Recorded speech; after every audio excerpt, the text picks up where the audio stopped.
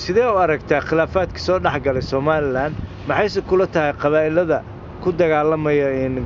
gobol inay samaystaan waxay tahay khilaafaadka soo dhaxgalay waxa meeshii timiday dawlad moogtay SNM la yiraahdo kaligeed socda marka waxay noqotay inay beel quraata u adeegto marka dawladda ay beel quraata u adeegayso beelihii kalena waxay u baahan yihiin cid u adeegta marka cid kasiba inay danahayga gaar ahaaneed ay ka shaqaysato oo danahayga gaar ahaaneed ay garato weeyaan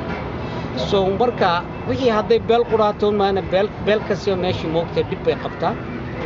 beelo badan baa dhiqaba oo moogtahay hadalkoodii la dhageysan laayahay oo dawladdii ayna service siinayn oo dawladdii ay maqlaynin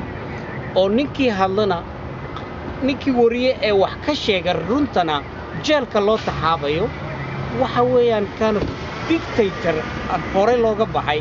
iyo meeshan ku soo celiyeen marka waxay meeshan ku fiican tahay nin kasiba daniisa ka tashado halkiisa ra maamusho sidoo socdo Soomaalidu markii midoodana dhinaciisa ka raaco anigu warkaygu intaas u leeyahay